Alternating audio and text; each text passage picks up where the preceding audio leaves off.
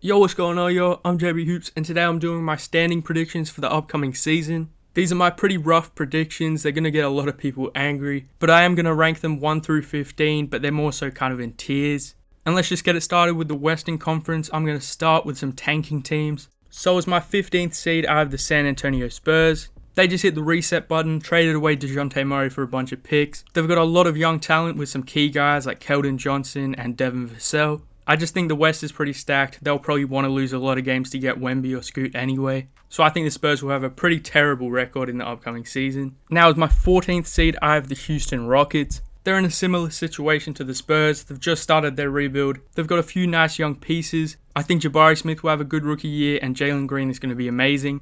But they're still super young and not trying to compete now, so I have them as the 14th seed in the West. Now moving on to the 13th seed, I have the Okc Thunder. I have them just above these two teams because they do have the best player out of any tanking team. SGA is just different. I think he'll be an all-star easily. Josh Giddey's tough. Lou Dort just got a bag. Their rookies look good. When healthy, they had a top 10 defense last year and only got better. But I just think they have too talented of a roster to put them any lower, so I have the Okc Thunder at 13. At 12, I have the Utah Jazz. They just blew it up, trading Rudy Gobert and Donovan Mitchell. They did get a lot of nice pieces back in them deals. I think Colin Sexton and Lauri Markkanen will win them a few games. Jared Vanderbilt's nice. They've still got Mike Conley and Jordan Clarkson. I think they'll want to tank this season, but I just can't see OKC, the Rockets, or the Spurs losing to them in a tank battle. Now moving on to some of my contenders in the West. I'm going to leave the middle seeds for last because I think it will be a bloodbath. So at the top of the West, I'm going with the Denver Nuggets. The Nuggets have a stacked squad. Jokic is a back-to-back MVP. Jamal Murray will be back. Michael Porter Jr. is going to be an MIP candidate. And in the offseason, they got some great depth and defensive pieces like Bruce Brown and KCP. So I think they're built for winning a lot of games in the regular season. So I have the Denver Nuggets as my first seed. At 2, I have a little bit of a controversial one. I have the Phoenix Suns. A lot of people are writing them off. I still think they'll be a great regular season team. Even if the chemistry is a little sus, they still have CP3, they still have Booker, they still have Mikal Bridges, and DeAndre Ayton is a really good player as well. It'll be interesting to see if they get anything of value for Jay Crowder, but I still think the Suns will be a great team, so I have them as the 2nd seed in the West. As my 3 seed, I have the LA Clippers. I think the Clippers will be a really good team in the upcoming season. They have 2 of the best wings in basketball, great depth, a great head coach in Ty Lue, and I really like their role players, and I think they're going to win a ton of games this season. I think when healthy, they're a real contender, but I think Kawhi will probably miss a ton of games. Paul George will probably as well. So I think the Clippers will be somewhere around the 3 to 4 seed. I have last season's champions, the Golden State Warriors, as the 4 seed. The Warriors just won the finals, so you can't doubt them. They lost Gary Payton II, who was a big piece for them. Otto Porter Jr. as well. So this season, they're going to have to rely on the young guys a lot more. And I just don't think with the young guys, they'll win as many games. Obviously, the Draymond Green situation will definitely impact their team because Draymond Green is just so important to their team on the defensive end especially. So I think losing him would be really bad, but hopefully the situation can get figured out. But right now, I have them as my 4th seed.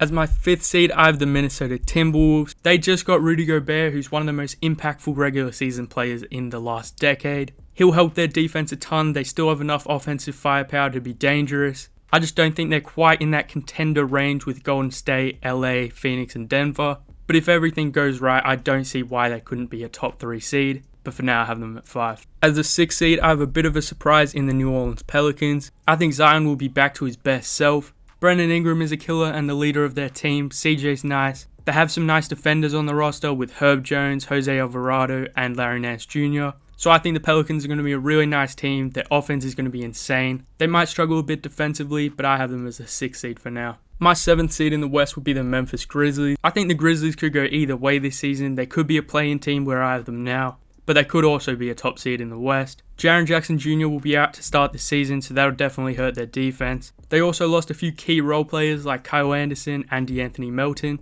So I think they'll have to rely on some of the young guys to step up, and I'm just not sure they're ready for that. So I have the Grizzlies as my 7th seed. At 8, I have the Dallas Mavericks. Yes, this does seem very low, but I just think losing Jalen Brunson will hurt them a lot. Dinwiddie can do his best to step into that role, but I just don't think he's anywhere near the player Jalen Brunson is. I like the JaVale McGee pickup. Christian Wood is a solid player. I'm just not sure how he will fit with Luka. So I think their defense might struggle a bit as well as their secondary creation. And I just think a lot of teams in the West got better and the Mavs didn't really do much. So I have the Dallas Mavericks as my 8th seed in the West. As my 9th seed, I have the LA Lakers. There's not much to say about the Lakers. They have LeBron and Anthony Davis. and you'd hope with a new coach and a lot more young guys and shooting, they would just figure it out. I think there is a possibility they are a top 6 seed and everything just works out, but they could also just again miss the play-in if everything goes terribly, so I have them somewhere in the middle at 9. Now I've just realized all the teams on the side, I think they were all in order. I don't know if that's just because I tried it out earlier, but it's whatever. So as my 10th seed, obviously I have the Blazers. I think Dame will be back and as good as he's ever been. The Jeremy Grant pickup was nice. I think he can help out a ton defensively. I think Anthony Simons can take a leap. Josh Hart is nice. Nurkic is really good when healthy. They have pretty terrible depth, but I like a few of the young guys they have. So I definitely think they'll be a play-in contender if everything goes right and they stay healthy. But I think realistically the play-in is their ceiling. But for now I have the Portland Trailblazers at 10. So that obviously means I have the Sacramento Kings as the 11th seed, again missing the playoffs. I like their new additions. Malik Monk's nice, Kevin Huerter's nice. I think Keegan Murray will be really good in his rookie season. I'm just really concerned about their defense. They have a lot of below average defenders on the roster, and I really just think Harrison Barnes needs to go. He doesn't play no defense at all, and he's just not a good fit with Sabonis and Fox on the defensive end of the ball. I think they need a lot of wing defenders around them guys if they ever hope to win with that pairing. So I think they'll be the 11th seed, but they could easily make the play-in if a team like the Lakers or Trailblazers fall off. That's my final Western Conference standing predictions. Let me know what you agree with, what you don't, flame me, whatever. And now let's just move on to my Eastern Conference standing predictions. Now with the standing predictions for the Eastern Conference, I'm just going to go in order from 1 through 15. Starting off with my contenders, as the first seed in the East, I have the Philadelphia 76ers. I think they'll be a really good team. They have Embiid, they have Harden. I think he'll have a bounce back year. Maxey is looking like a machine in preseason. He's not missing. And then I really like the PJ Tucker pickup as well. DeAnthony Melton will be good for their defense. And Montrezl Harrell is a really great backup as well. So I just think overall they're going to be a really great team. Embiid will be an MVP candidate and they'll probably be a top seed in the East. As my second seed, I have the Boston Celtics. They did lose the coach that just got them to the finals, but I think they got better personnel-wise. They brought in Malcolm Brogdon, who I think will really help their rim pressure and playmaking. I think Robert Williams' injuries are the biggest concern, but I still think the Celtics will win a ton of games this season, so I have them as my second seed in the East. I have the Milwaukee Bucks as the third seed in the East. Obviously, they have Giannis, you can't doubt Giannis. Drew Holiday's still going to be one of the best two-way guards in the NBA. If Chris Middleton's back and healthy, they could probably be a top seed in the East, but I think their depth is really questionable, so for now I have them as the 3 seed. As my 4th seed, I have a bit of a surprise in the Cleveland Cavaliers. I really like the Donovan Mitchell addition. I think he's perfect for them offensively. I think Evan Mobley will take a leap offensively. Jared Allen is one of the best centers in the game. And Darius Garland and Donovan Mitchell will just work so perfectly offensively together. I think their perimeter defense is a bit of a concern, but they've got a few solid wing defenders like Lamar Stevens, Dean Wade, and Isaac Okoro, of course. So I think those guys will be very important, but they do have the best defensive frontcourt in the NBA. So I think they'll be really good, and I have the Cavs as the 4th seed. As my 5th seed in the East, I have the Brooklyn Nets. The Nets are probably the biggest question in the whole NBA. I can see them being a 1 seed, and I can also see them being a play-in team. But you can't really doubt the talent of Kevin Durant, Kyrie Irving, and Ben Simmons. I think they're also a lot deeper this year and won't have to rely on such old, small guys. Royce O'Neal's a great pickup, he'll help their defense. Obviously, just getting Ben Simmons back will be great for them. And I really like the TJ Warren pickup as well, he could really help their bench scoring. And they're also going to get Joe Harris back and that'll really help with their spacing. The biggest concern is the center position. Will Ben Simmons play? Will Claxton be able to play? So I think they might end up signing someone in free agency or trading for a center. But right now, I have the Brooklyn Nets as my 5th seed. As my 6th seed in the East, I have the Miami Heat. That feels crazy to say. I was just not really a fan of their offseason. Losing PJ Tucker for nothing really hurts. Kyle Lowry's only getting older, and I think their success is reliant on Bam turning into a legitimate scoring option. Because even though they're a really talented team, I just can't see myself putting them over some of the teams I have above them. So right now, I have the Heat as the 6th seed in the East. Now we get into the play-in where I have the Atlanta Hawks as the 7th seed. They just got DeJounte Murray, so it's crazy that I have them this low. I think they have a really solid team and DeJounte Murray will help them out a ton defensively. I think DeAndre Hunter needs to break out for them to be a really serious playoff team. But I still think the Hawks will be a really good team, but unfortunately I have them as the 7th seed.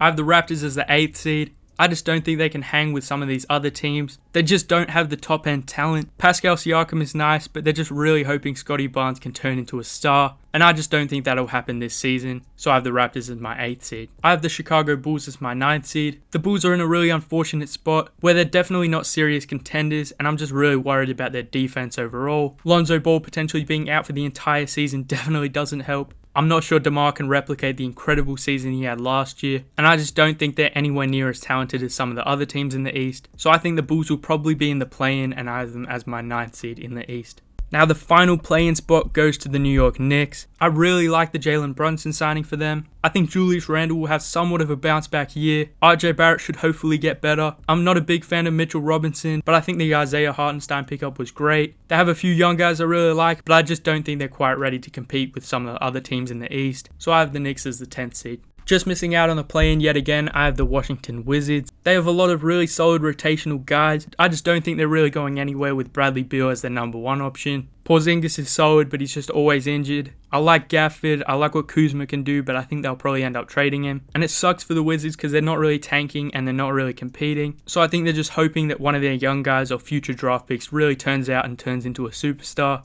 because otherwise the future in Washington is pretty bleak. As a 12th seed, I have the Orlando Magic. I think they'll make a pretty significant leap in the upcoming season. Hopefully they'll have Markelle Fultz for the entire season, and he was great in the games he played last year. I think Paolo Banchero is going to have an immediate impact. Franz Wagner looked excellent in Eurobasket. Wendell Carter Jr. is one of the most underrated centers in basketball. They have great depth. If Jonathan Isaac can come back, they're probably going to be scary, but he's kind of a myth at this point. And I just think the Magic have a really underrated team, and they could potentially even make the play-in. But right now I have them as my 12th seed in the East. As my 13th seed, I have the Detroit Pistons. I think they'll be better this season. They're obviously looking to be a bit more competitive with the Bojan Bogdanovic trade. He'll help them out a lot offensively, but I think their defense is going to be pretty bad.